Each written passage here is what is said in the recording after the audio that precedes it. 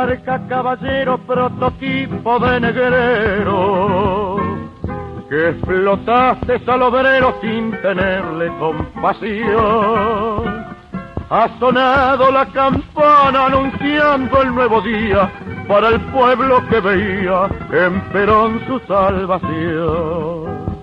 Después de haber oído esta oda, que la grabó un cantor muy importante en la época de Brillante de Troilo, Alberto Marino, es poco conocida, por eso nos gustó, ya que también teníamos la marcha por el Hugo y otras más, pero esta me parece de ser menos conocida, más interesante.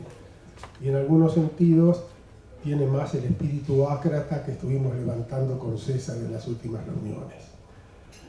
Unos breves avisos parroquiales. Siéntese, doctor. Hoy vamos a abordar el sindicalismo con un profesor universitario, especialista. Conoce derecho laboral en las dos fases, en el contrato colectivo y en la relación individual. Nosotros, los de ascendencia burguesa o pequeño burguesa, siempre tuvimos una gran resistencia al derecho laboral. Hay quien decía también que no era derecho.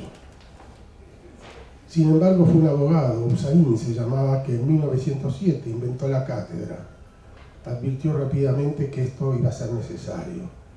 Un fuero especial porque tiene sus características y sus innovaciones. Esa me encantó siempre, indubio pro obrero. Es fantástica. Y es normal que sea así. La parte débil siempre merece un apoyo. Después de esta reunión, para el 14 de julio estamos preparando algo significativamente fuerte en el 225 aniversario de la revolución más importante que hubo en el mundo después de la de Cristo, que fue la Revolución Francesa. Discutiremos si es o no es así.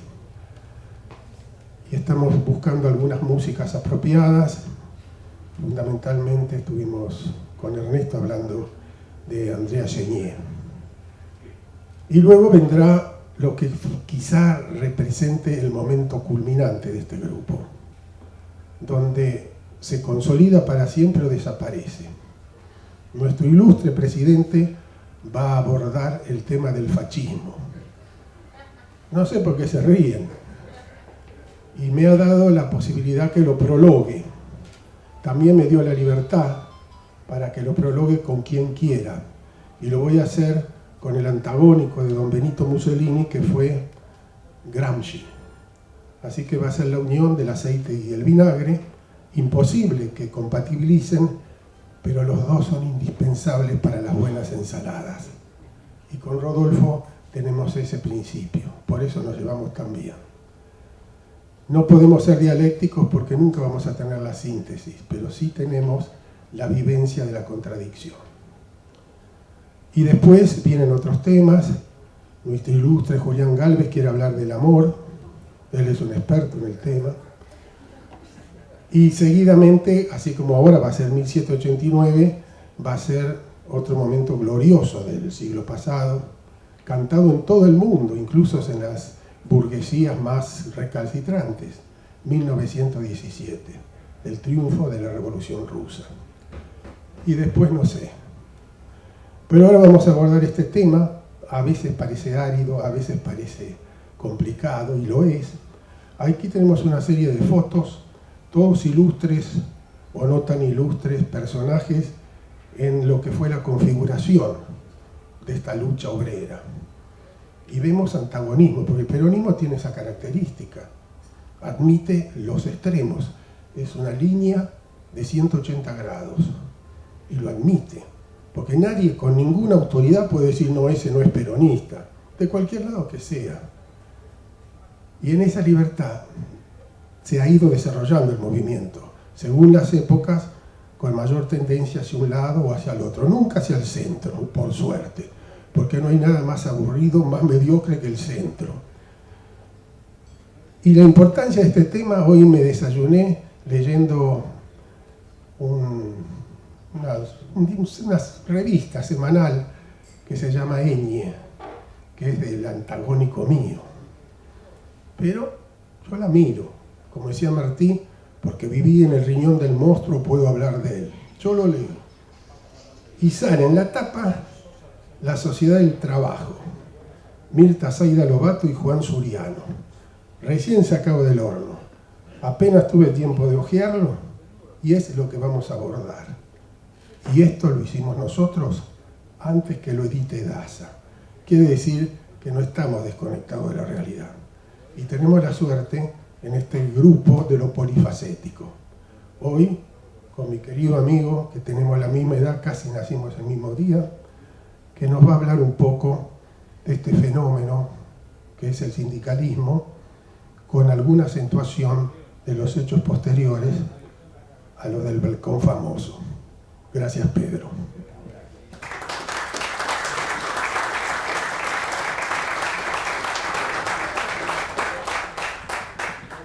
Bueno, me han puesto en el banquito de los acusados, no sé. Yo, en primer lugar, quiero agradecer la pertenencia a este grupo de Lo Crudo y Lo Cocido, al presidente, a Rodolfo Espotorno, por su pluralidad de ideas, porque acepta todas las ideas, a pesar de que él es un enérgico defensor de sus ideas.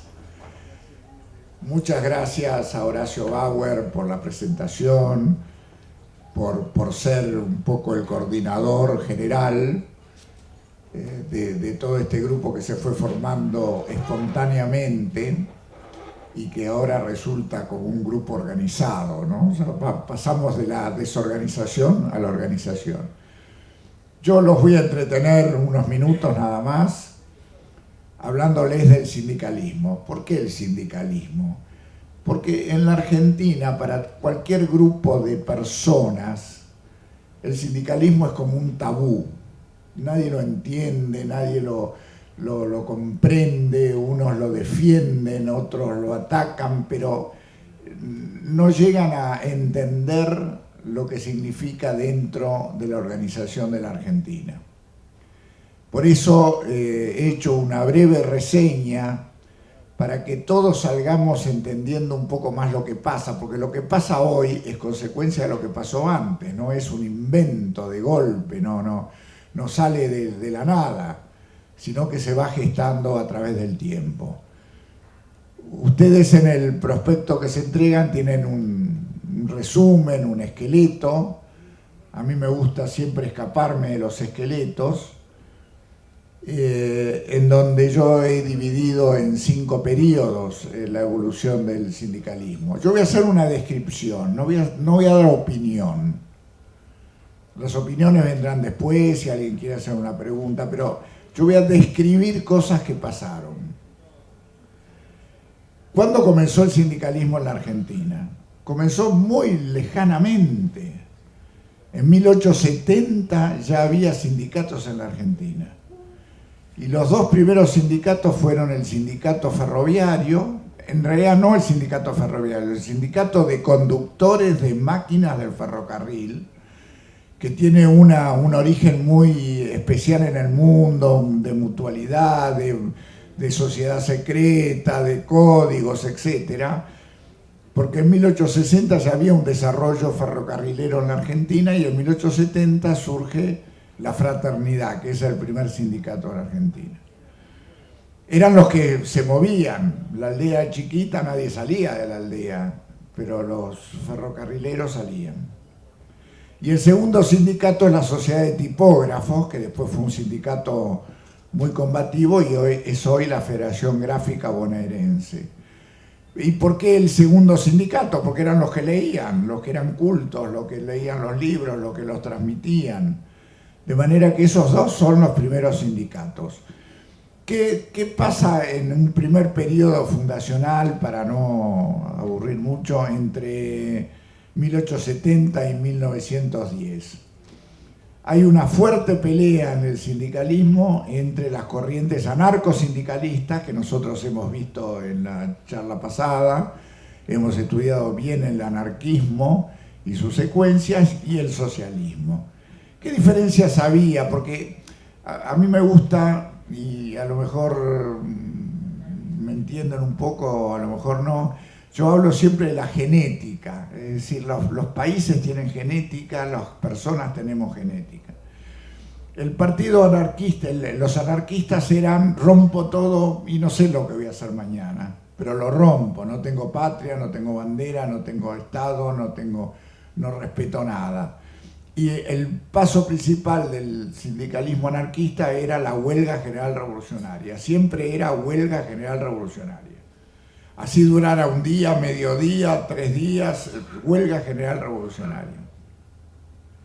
En 1896 aparece en la Argentina un partido que sigue teniendo los genes de antes, y nadie lo tome a mal, que es el Partido Socialista. El Partido Socialista está creado por un núcleo de intelectuales, para llamarlo de alguna manera, preocupados por la cuestión social, para decirlo de la manera de la época, en donde su fundador, Juan B. Justo, la mujer de Justo, Moró de Justo, que hoy es una avenida famosa en la capital, digamos Bunge como estadígrafo, José Ingenieros, etc. Era un núcleo de intelectuales preocupados por la cuestión social. ¿Qué diferencia había entre los anarquistas y los socialistas? En que los anarquistas querían romper todo sin saber qué iban a hacer al día siguiente. Los socialistas tenían un método que tienen hoy. Si ustedes leen el diario de mañana van a darse cuenta que es lo mismo.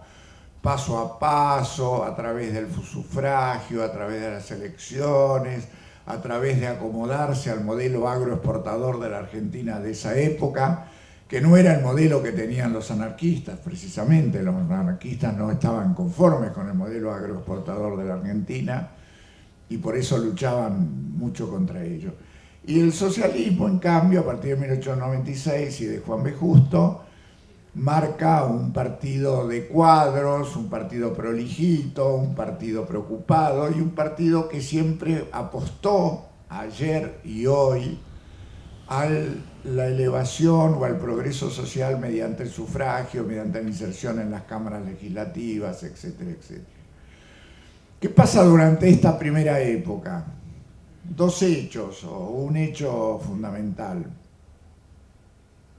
Se dicta la ley de residencia famosa. La ley de residencia es considerada por los laboralistas lo peor que le pudo pasar al movimiento obrero. ¿Por qué? Porque era la expulsión de todo extranjero indeseable. ¿Y cuáles eran los únicos extranjeros indeseables? Eran los dirigentes sindicales.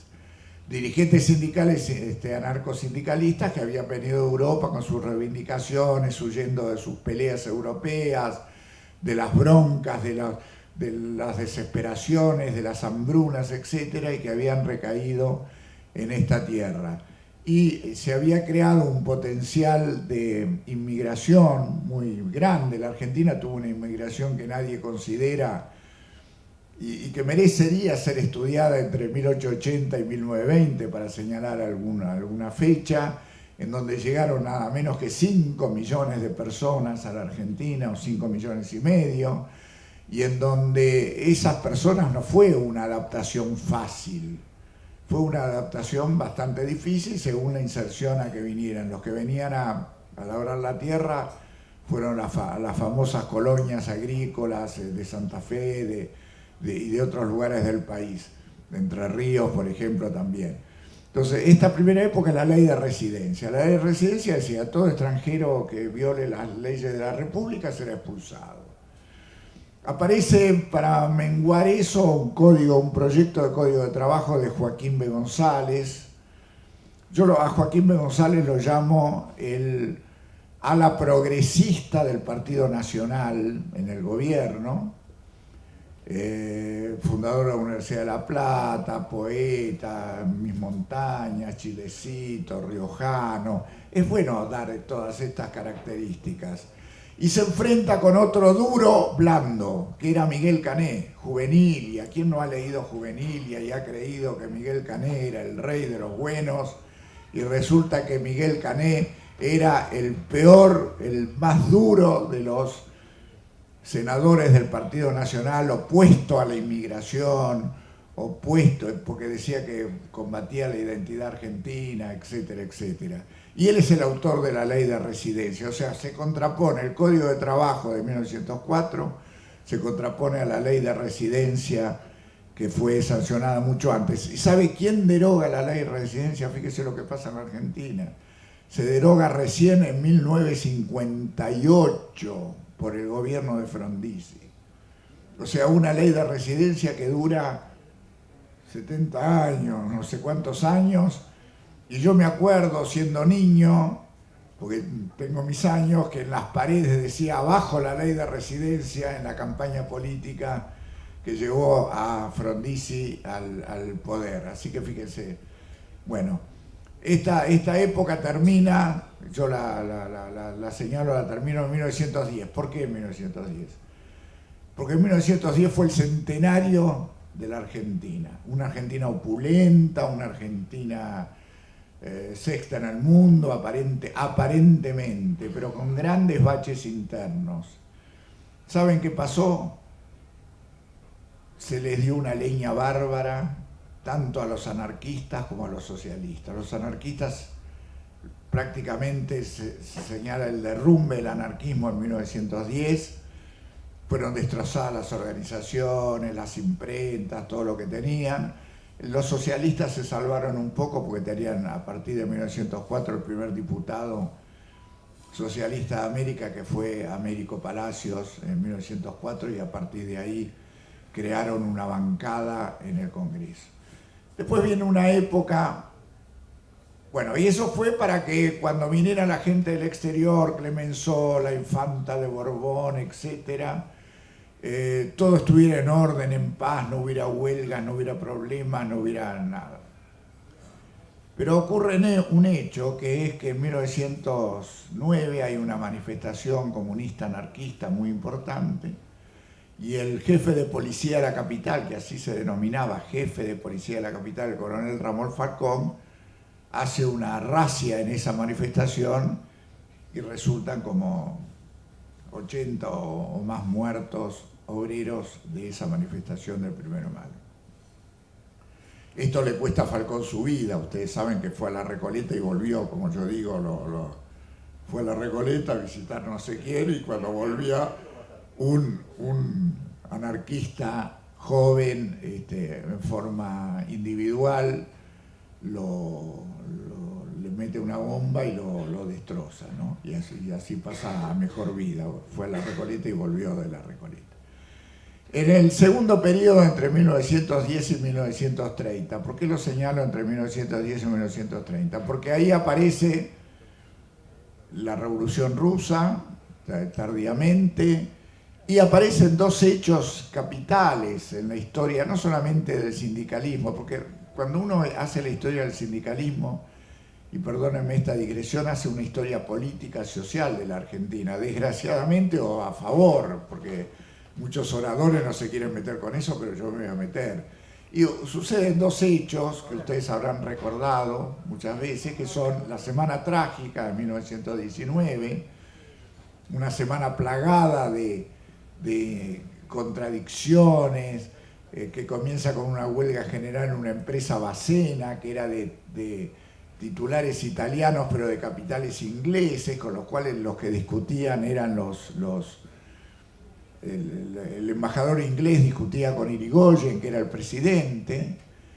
Aparentemente parecía que con un gobierno popular, y llamo gobierno popular frente a los gobiernos conservadores, soy claro en esto, no digo gobierno popular así porque sí, sino que me parece que frente al gobierno conservador, el gobierno de Irigoyen era un gobierno popular, y primero pasa la Semana Trágica, en donde se nombra un jefe militar de la capital, en donde hay incendios, hay muertos, y léanlo por la izquierda o por la derecha, por Félix Luna, por Viñas, todos señalan que hubo una cantidad de muertos, una persecución a obreros, una persecución racial, una intervención de la Liga Patriótica de Manuel Carnés en ese entonces. Estos son hechos objetivos. Y bueno, el ejército bombardea la fábrica Bacena.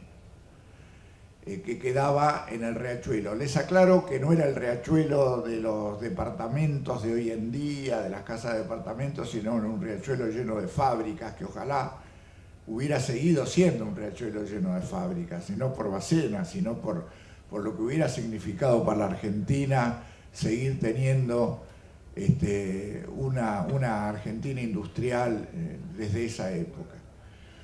Y el segundo episodio es la Patagonia Rebelde. Fíjense las dos cosas que un gobierno popular, entre comillas, si ustedes quieren, 1916, 1922, tiene a su cargo, entre otras manifestaciones obreras, pero yo señalo las más importantes, ¿no? La Patagonia Rebelde comienza con una huelga general de empleados gastronómicos de Río Gallegos, que se va extendiendo al comercio y después se va extendiendo a las estancias. Ahora, la pregunta que me hago, y ustedes todos son gente que conoce la Argentina, si ahora es difícil llegar de una estancia a otra en la Patagonia, ir de Río Grande a una estancia en la Patagonia es tremendo. ¿Cuál habrá sido el esfuerzo de organización que tenía este grupo de dirigentes sindicales para armar un tremendo lío que motivó la intervención del ejército, la intervención de un teniente coronel Varela, Benigno Varela, que terminó también siendo asesinado ajusticiado, me dicen acá, siendo asesinado por su acción, y en donde hubo fusilamientos. Y esto ustedes saben que la historia de Osvaldo Bayer lo cuenta bien y se llama La Patagonia Trágica. ¿Por qué puse la diferencia en 1930? Porque en 1930 se produce un hecho importante, a mi juicio. Una revolución, ¿cómo llamarlo?, de centro-derecha, con algunos radicales también del Partido Radical, lo voltea Irigoyen, se produce el 6 de septiembre, pero en ese año se crea, en 1930, la actual Confederación General del Trabajo. Es decir, la Confederación General del Trabajo no fue un invento del 46, del 50 o de 1870, es una creación de 1930. Confederación General del Trabajo, que fue la unión de varias agrupaciones y centrales sindicales que existían en la época. La Argentina se ha caracterizado, y esto ténganlo presente los que tienen alguna dirigencia, en la base el sindicato es uno solo. O sea, no hay varios sindicatos por actividad, no fue esa la tendencia en la Argentina. Pero la tendencia en la Argentina fue que siempre hubieran centrales sindicales diversas, como hay ahora centrales sindicales diversas. Por eso no hay que asustarse que haya 5, 6, 4, 3 centrales sindicales. Lo que habría que asustarse es si hay una dispersión en la base, digamos, por lo menos desde el lado obrero. Se crea la Confederación General del Trabajo por los mismos de siempre, por los ferroviarios, por los del comercio. Metalúrgicos todavía no tenían la importancia que tiene ahora. Les aclaro que Metalúrgicos era un sindicato comunista. Parece mentira decir esto hasta que se refunda en el año 46. La Unión Obrera Metalúrgica estaba del lado de los sindicatos de izquierda, digamos.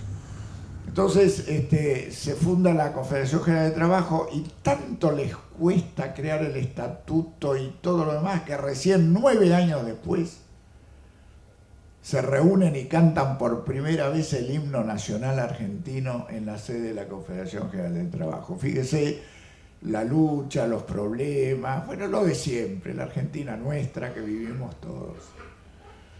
Salimos del 30 y nos vamos al 45, años paradigmáticos si los hay, con 2 aclaraciones.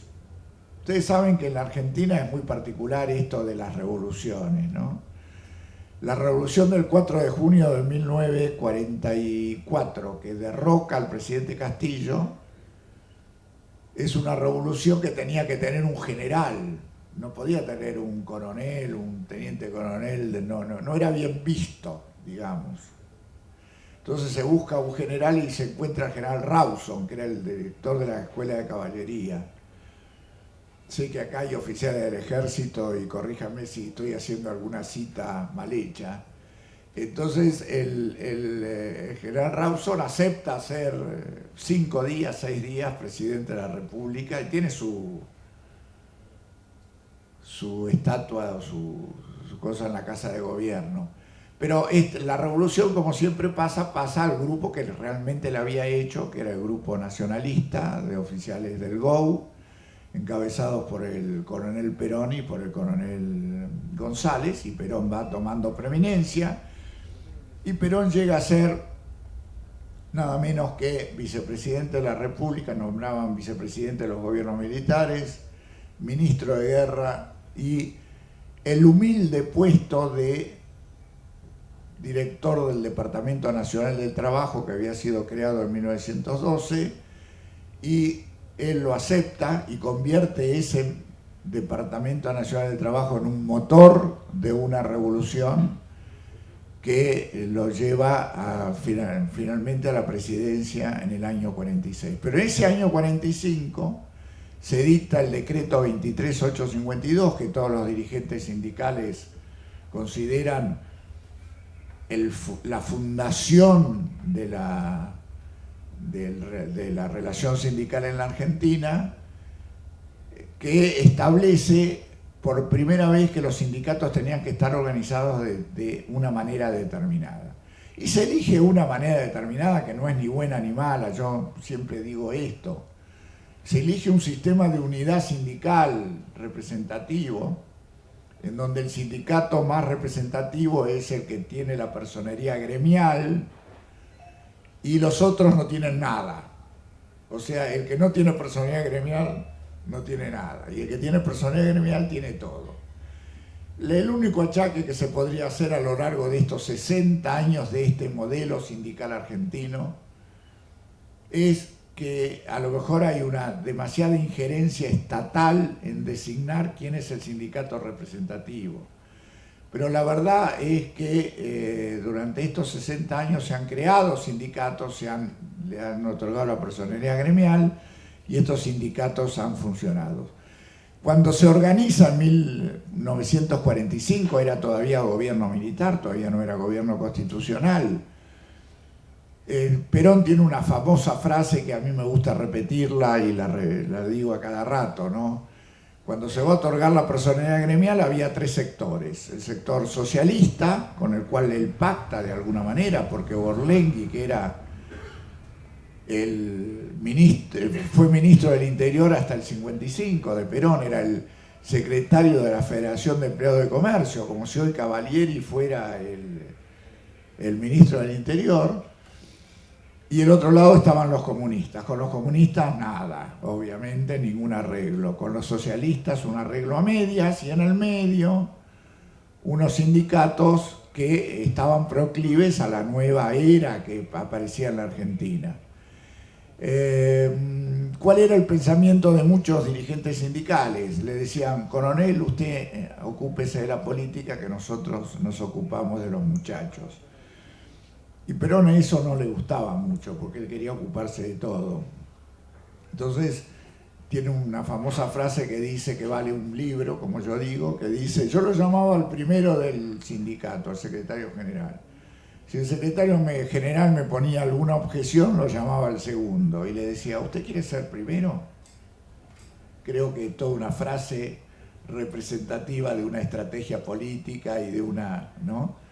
Bueno, y así se fue configurando hasta que en 1946 asume el gobierno constitucional, a partir del 4 de junio del 46, y se desarrolla un plan de evolución sindical, de desarrollo del sindicalismo. Por eso digo, si ustedes hablan con los sindicalistas, y bueno, yo hablo mucho con ellos, y acá hay un sindicalista que puede dar fe que yo hablo con ellos, un sindicalista de la UOM, así que le agradezco mucho que haya venido, entre paréntesis, te agradezco mucho que hayas estado acá, en donde para los sindicalistas el 45 es la piedra fundacional, es la piedra basal. no existe nada antes, porque antes no estaba reglamentado nada, ¿no? La organización, la constitución, cómo funcionaba, sino a partir del 45. Y a partir de ese momento se desarrolla un sindicalismo fuerte. La Argentina tiene un sindicalismo fuerte, nos guste o no nos guste. Tiene un sindicalismo de códigos hasta ahora. Miren lo que digo, hasta ahora. Puede ser que ahora en adelante, con la cierta insensión de la izquierda, el sindicalismo pierda alguna estamos asistiendo a algunos episodios que a lo mejor hacen que se rompa este código, pero los sindicalistas tienen códigos. Y para ellos, 1945 y el decreto 23852 es una pieza importante. Bueno, después vinieron la época moderna, si ustedes quieren. Bueno, el 45 el Ministerio del Departamento Nacional de Trabajo pasa a ser Ministerio de Trabajo y Previsión, pasan a universalizarse, como está de moda ahora decir, la legislación jubilatoria, la legislación por enfermedad, la legislación de contrato de trabajo, etcétera, etcétera. Y así llegamos a lo que yo llamaría la época moderna. Me han pedido que hable un poquito también de esto y lo voy a hacer, en donde a partir de 1960 se produce un golpe militar, una vez más un golpe militar en la Argentina, y ahí el peronismo, que se enfrentó violentamente con los gobiernos de turno desde 1955 en adelante, se adopta una especie de división con Augusto Bandor en un sector del sindicalismo y aparentemente un sector que confraterniza más con el gobierno militar de Onganía y otros que confraternizan menos. Se crea la CGT, ya en esa época la CGT de Ongaro, la CGT de los argentinos. Fíjese que no somos muy clásicos en enumerar nombres, porque ahora también hay una CGT de los argentinos, ¿no es cierto? O azul y blanca. El movimiento obrero busca su adaptación y mejorar sus conquistas. Ahora, ustedes imagínense, yo siempre lo digo como ensayo, si viniera un gobierno loco y dijera no hay más licencia por maternidad, no hay más licencia por enfermedad, ¿qué pasaría? Supongamos que todo el movimiento obrero estaría unido, supongamos. Es de esperar que todo el movimiento obrero estuviera unido. Lo demás son fuegos de artificio, son estrategias. A unos les conviene más una estrategia, a otros les conviene más otra estrategia. Aparecen los 62, las 25, las 62 peronistas. Y en épocas normales, y llamemos épocas normales las épocas que no hay mucha violencia en Argentina, como podría ser esta, en donde el movimiento obrero, bueno, una parte confronta, la otra parte negocia, y siempre se negocia, vamos a ser claros, siempre se negocia. De manera que esta es un poco una historia muy rápida para que se entienda. Yo siempre digo, el movimiento obrero hay que entenderlo, no se lo puede racionalizar, porque si uno lo racionaliza no lo entiende, uno tiene que vivirlo. Y yo trato de describirlo. Les aclaro que hace 30 años o más que negocio con dirigentes sindicales sin abjurar de mi condición de abogado de empresa, que es creo que lo básico. Lo peor para un abogado sería decir, no, yo no sabés lo que pasa, que yo te quiero mucho, y que no, sería lo peor.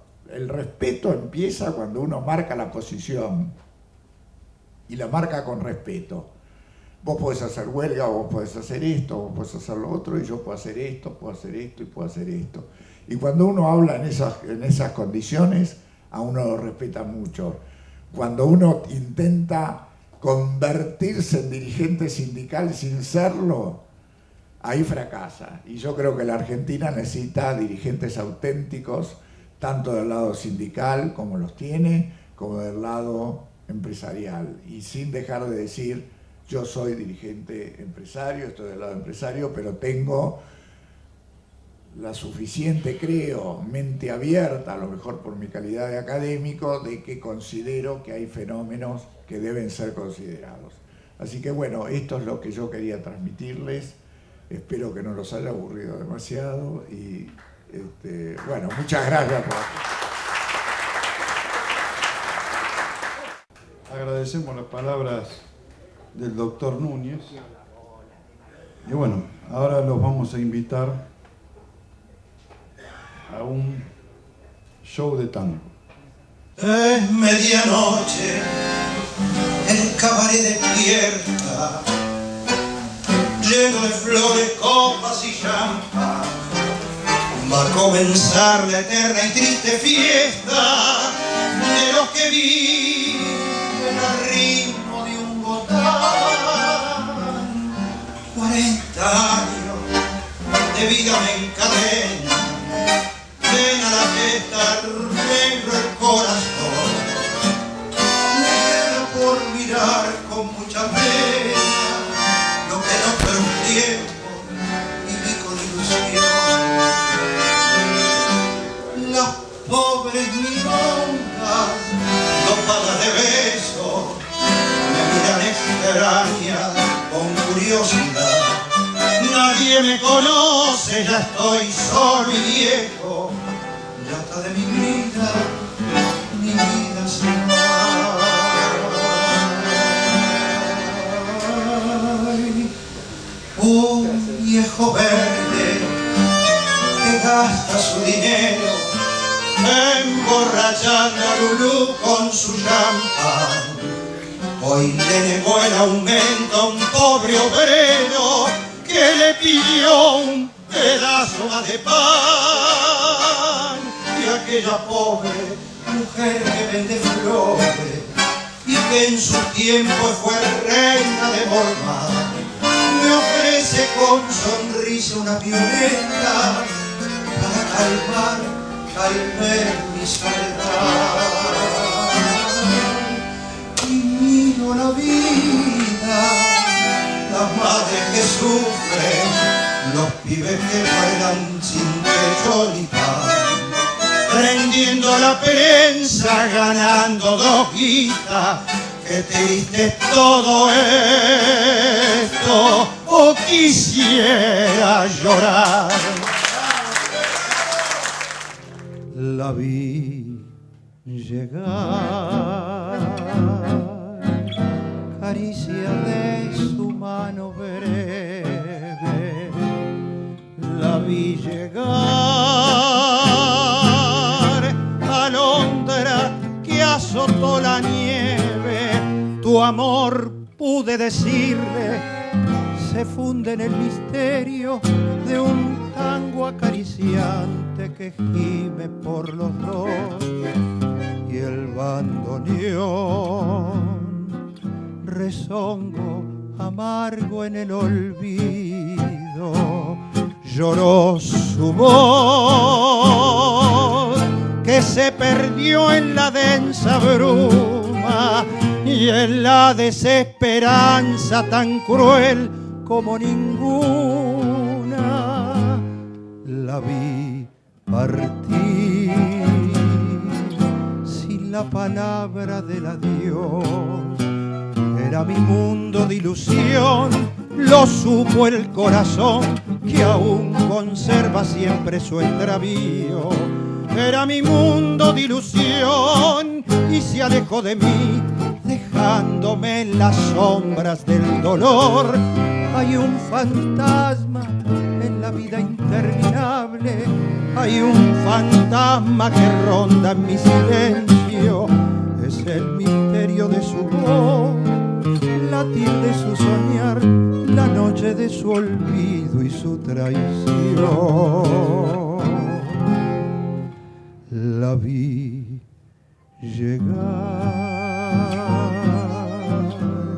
camino de su paso leve. La vi llegar aurora que borró la nieve, perdido en las tinieblas mi paso vacilante, la busca en mi terrible camino de dolor y el bandoneón dice su nombre en su gemido con esa voz que la llamó desde el olvido, y en este desencanto brutal que me condena la vi partir sin la palabra del adiós.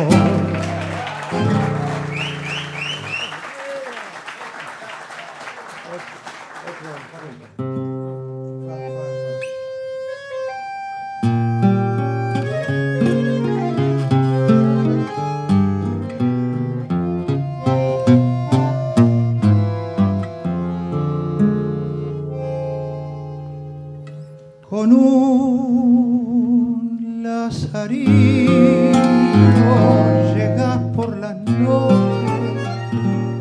vestido de sol del viejo bartón, y en medio del humo parece un fantoche tu rara silueta de flaco rocín, junto al parroquiano tan viejo, tan ciego, al ir destrenzando tu eterna canción, pones en las almas recuerdos añejos y un poco de pena mezclas al alcohol. El día que no se oigan tus tangos quejumbrosos, tendrán crespones de humo la luz del arrabal, y habrán los naipes sucios un sello misterioso, y habrán las almas simples un poco de emoción. El día que no se oiga la voz de tu instrumento, cuando dejes tu hueso debajo de un portal, los bardos jubilados sin falso sentimiento, con una canzoneta te harán el funeral.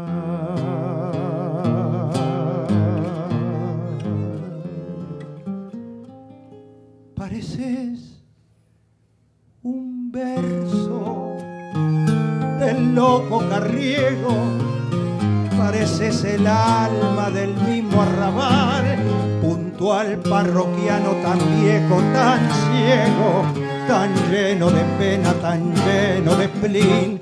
Cuando oigo tus notas me invade el recuerdo de aquella muchacha de tiempos atrás.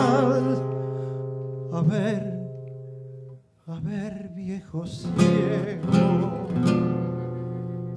tu cantango lerdo, muy lerdo y muy triste, que quiero llorar.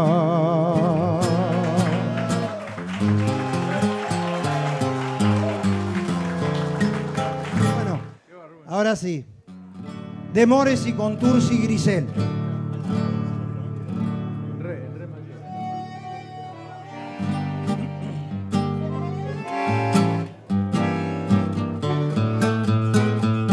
No debí pensar jamás en lograr tu corazón, y como un loco te busqué hasta que un día te encontré y con mis besos te aturdí, sin importarme que eras buena. Tu ilusión fue de cristal, se rompió cuando partí, que lejos lejos yo me vi y amarga fue tu pena.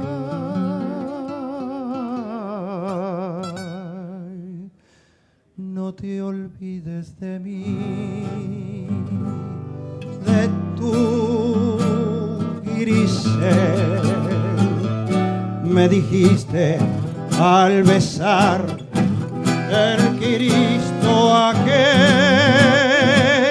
y hoy que vivo enloquecido porque no te olvides ni te acuerdas de mí, Grisel, Grisel.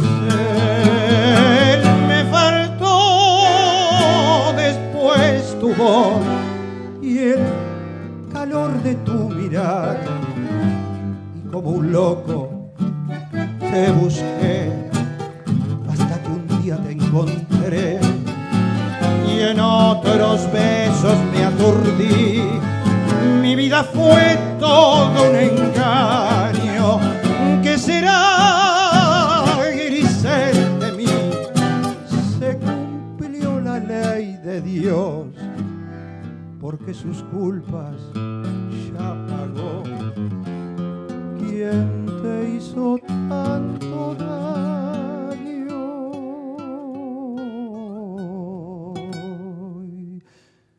No te olvides de mí, de tu Grisel. Me dijiste al besar el Cristo aquel, y hoy que vivo enloquecido porque no te olvides ni te acuerdas de mí, Grisel, Grisel, ni te acuerdas de mí,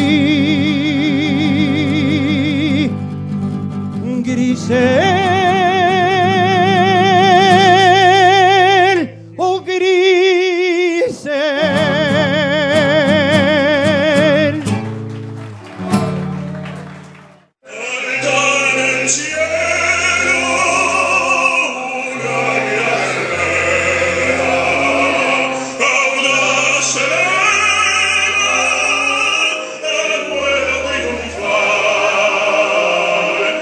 Solo